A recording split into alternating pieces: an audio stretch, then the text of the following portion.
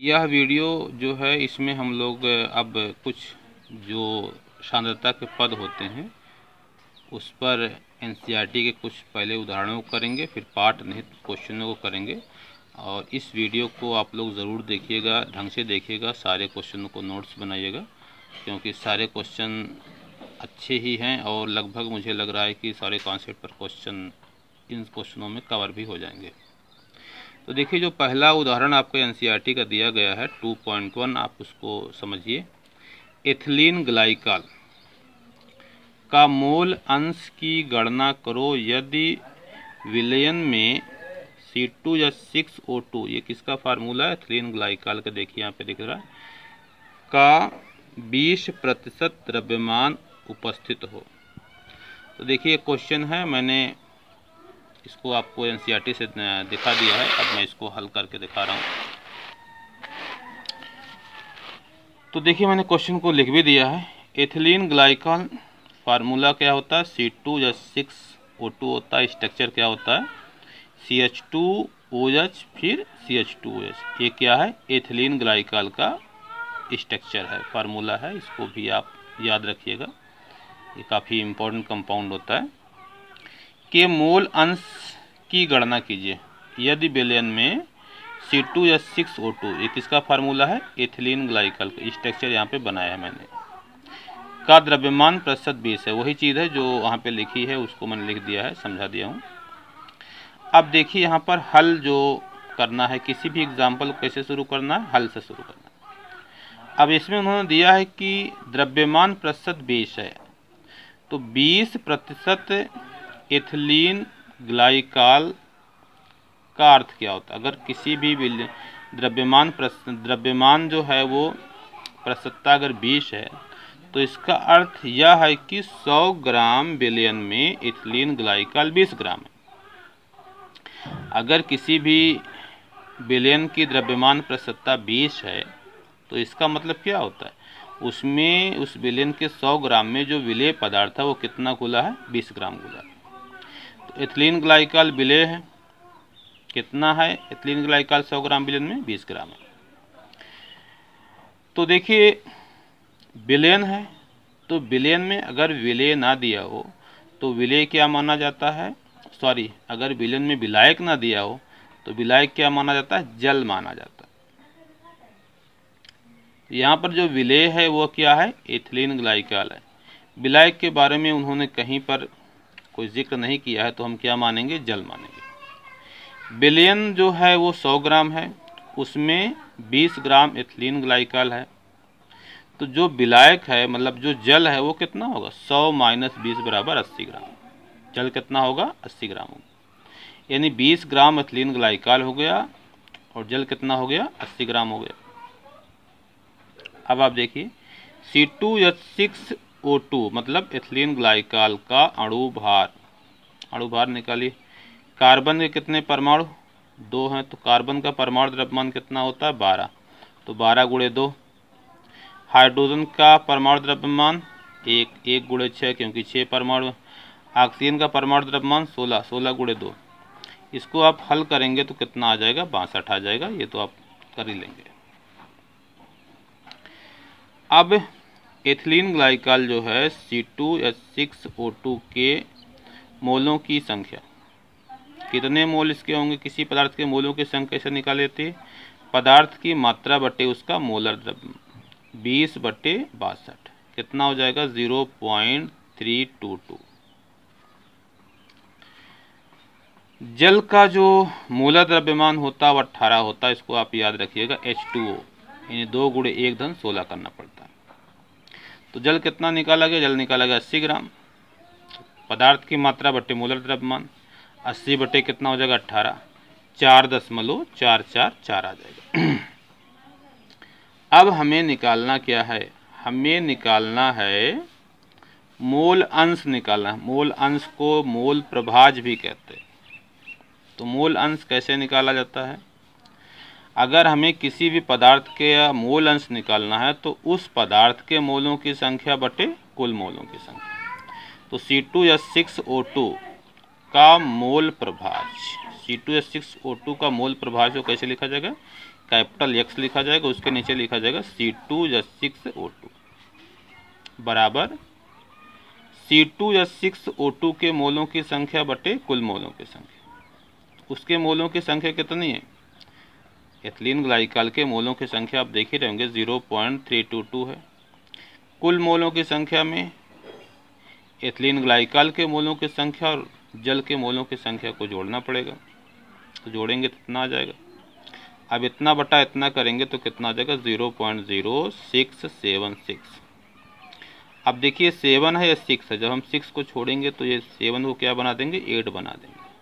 तो ये क्या हो गया? एथिलीन ग्लाइकॉल का मोल प्रभाज हो गया। ये आपको समझ में आ गया होगा। अब देखिए जल का मोल प्रभाज जब हम निकालेंगे तो जल के मोलों की संख्या बटे कुल मोलों की संख्या। जल के मोल प्रभाज से क्या लिखेंगे? कैपिटल X, उसके नीचे क्या लिखेंगे? H2O। तो जल के मोलों की संख्या कितनी है? 4.444 है। कुल मोलों की संख्या जोड़ देंगे तो 4.444 बटे इतना कर देंगे, जोड़ने के बाद आएगा, इसको भाग देंगे तो 0.932 आ जाएगा। ये क्या हो जाएगा? जल का मोल प्रभाज। ये क्या हो गया? एथिलीन ग्लाइकॉल का मोल प्रभाज। तो शायद ये एग्जाम्पल आपको समझ में आ गया होगा। इसका निकालने का एक और तरीका होता है, जैसे मैंने आपको बताया होगा कि अगर एक ही विलयन में केवल 2 घटक हों और एक घटक का मोल प्रभाज पता हो तो दूसरे का कैसे निकालेंगे? 1 माइनस कर देंगे, क्योंकि किसी भी विलयन के जो घटक होते हैं उनके मोल प्रभाज का योग हमेशा 1 होता है, ये मैंने बताया भी है। तो अगर हमने एथिलीन ग्लाइकॉल का मोल प्रभाज निकाल लिया है और जल का निकालना चाह रहे हैं तो 1 माइनस क्या करेंगे? एथिलीन ग्लाइकॉल का मोल प्रभाज। तो ये क्या आ जाएगा? जल का मोल प्रभाज। चाहे तो आप ऐसे भी निकाल सकते हैं और चाहे तो जैसे पिछले मैंने निकाला है, देखिए इस तरीके से भी आप निकाल सकते हैं। एथिलीन ग्लाइकॉल का ये था, इसको 1 में से घटा के भी आप निकाल सकते हैं, चाहे तो आप ऐसे निकाल सकते हैं। मतलब इसको तो निकालना ही पड़ेगा, मैं इसका बात बता रहा हूँ। इसको चाहे तो आप ऐसे निकालिए और चाहे तो आप 1 में से घटा के निकाल दीजिए। तो ये तो आपको पहला एग्जाम्पल था जो समझ में आ गया होगा। अब दूसरे एग्जाम्पल की तरफ हम लोग चलते हैं। देखिए, उस विलयन की मोलरता की गणना कीजिए जिसमें 5 ग्राम NaOH 450 मिलीलीटर विलयन में घुला हुआ है। तो इसमें जो NaOH है वो कितना है? 5 ग्राम। तो ये क्या है? विलेय। विलेय की मात्रा कितनी है? 5 ग्राम। NaOH का मोलर द्रव्यमान 40 होता है, ये पीछे मैंने वीडियो में बताया है। और यहाँ पर जो विलयन बना है, विलयन देख रहे हो कितना बना है? 450 मिलीलीटर बना है। हमें क्या निकालना है? मोलरता। तो देखिए हम लोग पहले लिखेंगे दिया है। क्या क्या दिया है? विलेय। विलेय क्या है? NaOH का द्रव्यमान 5 ग्राम, विलयन का द्रव्यमान 450 मिलीलीटर। कितना है? 450 मिलीलीटर। मोलरता का फार्मूला लिखेंगे। विलेय का द्रव्यमान ग्राम में, विलेय का मोलर द्रव्यमान, विलयन का द्रव्यमान मिलीलीटर में ऊपर गुणे 1000। ये फार्मूला मोलरता का होता है, मैं बता चुका हूँ। विलेय का द्रव्यमान NaOH है, देखिए 5 ग्राम दिया है। विलेय का मोलर द्रव्यमान NaOH का मोलर द्रव्यमान 40 होता है, गुणे 1000 बटे 450। इसको हल करेंगे तो ये देखिए हल मैंने किया है, 0 से 0 कट जाएगा, या 0 0 कटेगा। 5 से काटा 9 45, तो 9 चौका 36, ऊपर क्या बचेगा? 10। भाग देने पर कितना आ जाएगा? 0.278। कैपिटल M इसको मोलर पढ़ते हैं, इसी को क्या लिख सकते हैं? 0.278 मोल पर लीटर। ये क्या है? मोलर है। तो मोलरता का जो मात्रक होता है वो क्या होता है? मोल प्रति लीटर होता है। इसको भी याद रखना। आप चाहें तो यहाँ कैपिटल M लिख सकते हैं, चाहे तो मोल पर लीटर भी लिख सकते हैं, चाहे तो मोल प्रति डेसीमीटर क्यूब भी लिख सकते हैं। देखिए इसको हल किया गया किताब में, मैं समझा दे रहा हूँ। देखिए किताब में देख लीजिए आंसर में, चाहे तो आप यहाँ पर कैपिटल M लिखें, चाहे तो मोल पर लीटर लिखें। और आप जानते हैं कि 1 लीटर क्यूब क्या होता है? 1 लीटर जो होता है 1 डेसीमीटर क्यूब के बराबर होता है। तो यहाँ पर क्या लिखते हैं, डेसीमीटर का -3 पावर भी लिख सकते हैं लीटर की जगह पर। ये बात आपको समझ में आ गई होगी, इसको समझिए, काफ़ी इम्पोर्टेंट चीज़ है। अब आप देखिए उदाहरण नंबर जो 3 है,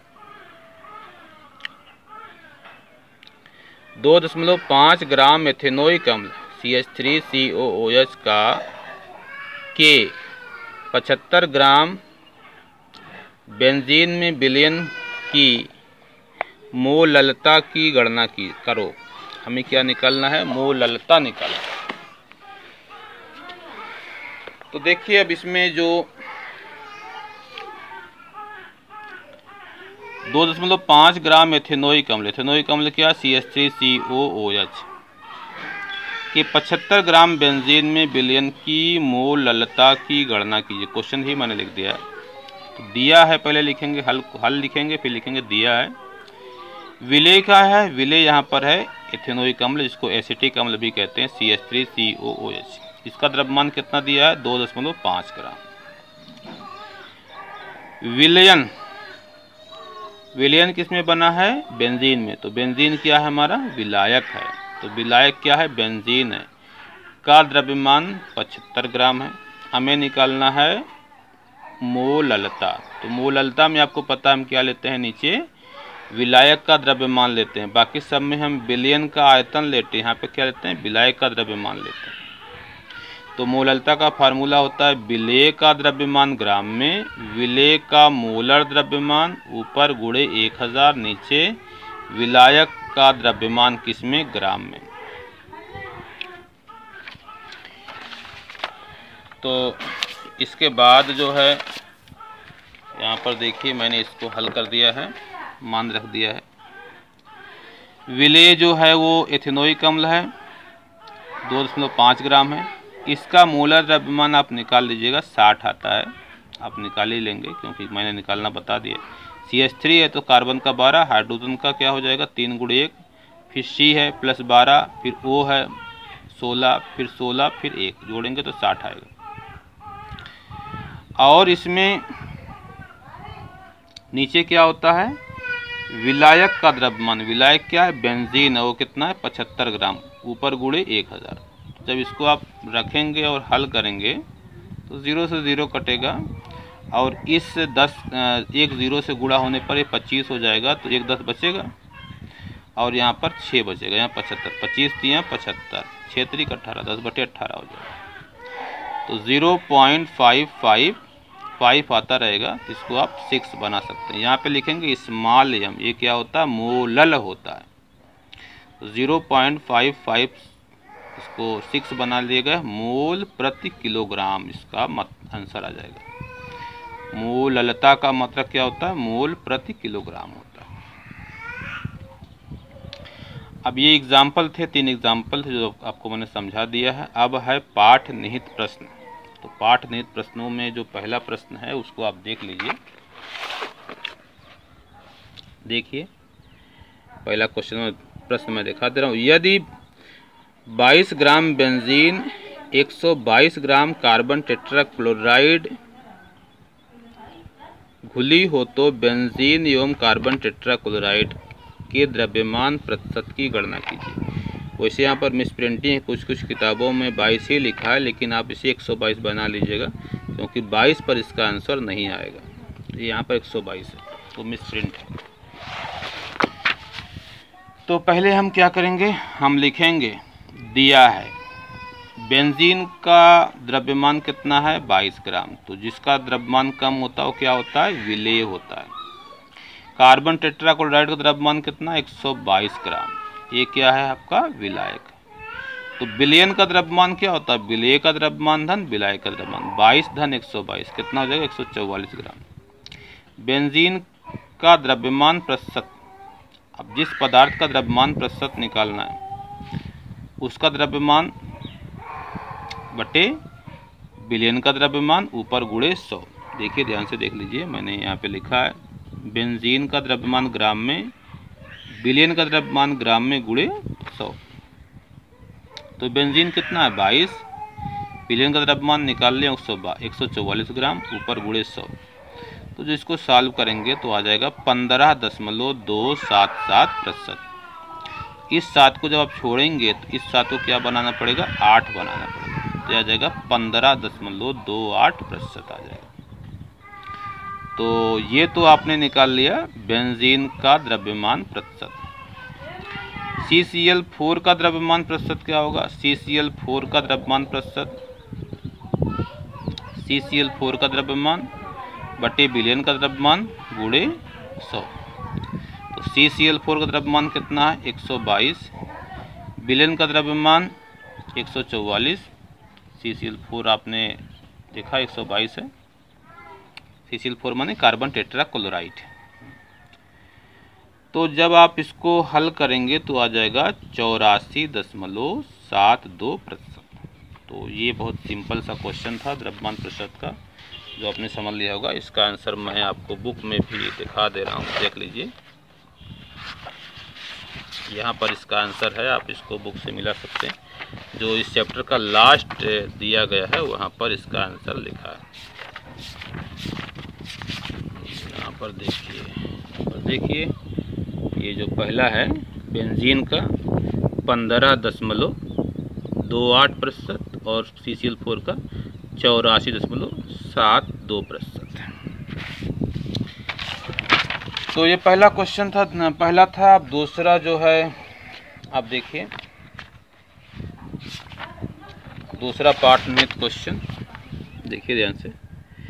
1 बिलियन में बेंजीन का 30 द्रव्यमान प्रतिशत कार्बन टेट्राक्लोराइड में घुला हुआ हो तो बेंजीन के मोल अंश की गणना कीजिए। बेंजीन का क्या निकालना है, मोल अंश निकालना। तो बेंजीन का 30 द्रव्यमान प्रतिशत कार्बन टेट्राक्लोराइड के बिलियन का अर्थ क्या होता है, यानी 30 ग्राम जो बेंजीन है वो 100 ग्राम बिलियन में घुली हुई है। बिलियन हमारा 100 ग्राम है, उसमें बेंजीन कितनी है, 30 ग्राम। बेंजीन के 30 द्रव्यमान प्रतिशत का मतलब यही हुआ कि 100 ग्राम बिलियन है, उसमें 30 ग्राम बेंजीन। तो बिलियन बना किससे, बिलियन बना है बेंजीन से और कार्बन टेट्राक्लोराइड से। तो 100 ग्राम में 30 ग्राम बेंजीन, इसका मतलब जो 70 ग्राम है वो क्या है, कार्बन टेट्राक्लोराइड है। तो जो अधिक होता है उसे क्या कहते हैं, विलायक। तो इसमें विलायक कौन है, कार्बन टेट्राक्लोराइड है। जो कम होता है वो विलेय होता है। तो कम कौन है, बेंजीन है, 30 है। तो बेंजीन हमारी क्या है, विलेय है। कार्बन टेट्राक्लोराइड क्या है, विलायक।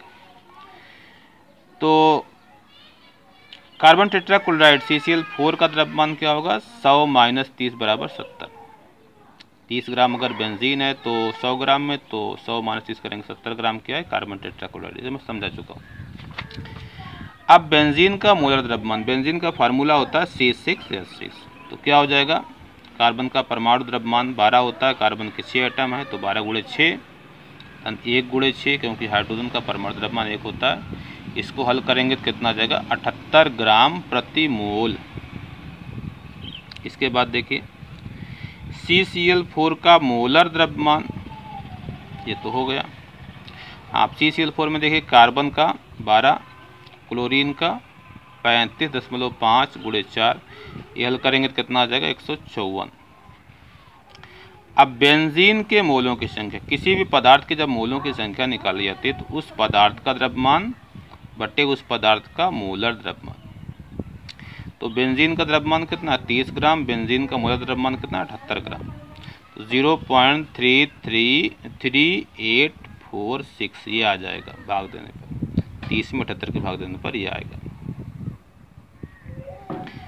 अब देखिए कार्बन टेट्राक्लोराइड के मोलों की जब संख्या निकालेंगे तो कार्बन टेट्राक्लोराइड का द्रव्यमान ग्राम में बटे उसका मोलर द्रव्यमान। तो अभी आपने निकाल लिया है, कार्बन टेट्राक्लोराइड का मोलर द्रव्यमान कितना होता है, 154 ग्राम प्रति मोल। यहाँ लिख लेना ग्राम प्रति मोल।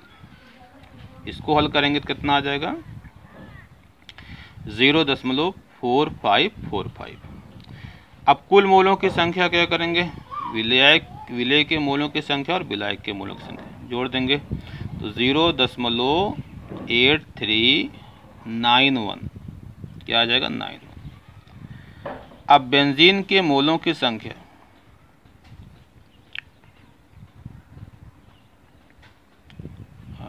मैंने यहाँ पर गलत लिख लिया है, यहाँ मोलों की संख्या नहीं, बेंजीन का मोल प्रभाज्य या मोल अंश, बेंजीन का